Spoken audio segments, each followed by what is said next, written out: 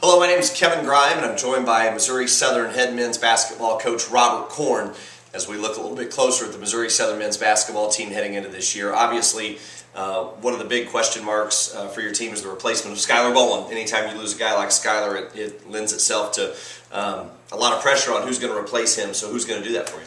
Well, you don't ask one guy to replace a Skylar Boland.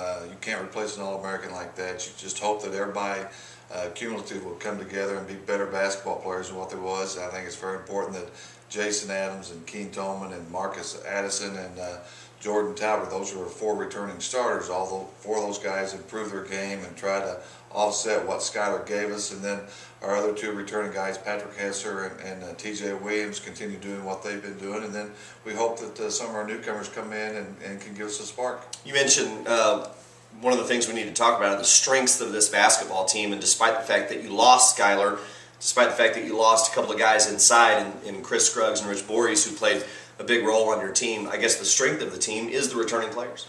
Well, there's no doubt. Anytime you have 4 returning starters off a team that went 26-5, that's got to be where you start. Plus, TJ and Patrick gave us such energy off the bench and those guys are used to that type of role, and they accept that type of role, and that's very important for guys to, number one, accept it and then come out and be able to do it.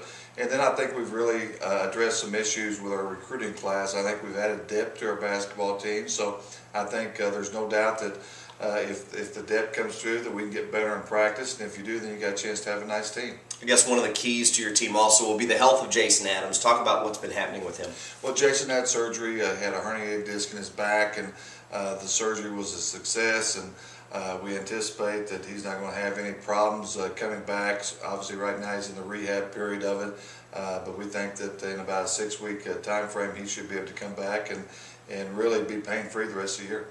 Expectation level for this team. Where's the ceiling for this group?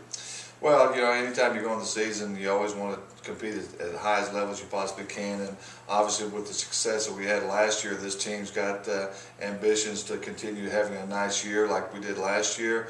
You know, I've never set a goal as far as X amount of wins going into the season because you never know what can happen during the course of the season, but I think this team has got a chance to have an awfully good year and can do some really good things for us. You got a couple of cupcakes lined up early to get it started in your preseason schedule with Mizzou and Missouri State coming in. Best thing about that, those games don't count on the record, but no, we're really excited about the 2 games. We're very appreciative of Missouri coming in and playing this fundraiser for the tornado relief victims, and Missouri State following suit and doing the same thing. So there's not too many Division I programs will come to a Division II team and play on their home court. So we're very excited about both games and very appreciative that both these universities agreed to do it. He's Robert Korn. I'm Kevin Grime. That's a closer look at Missouri Southern men's basketball in the preseason.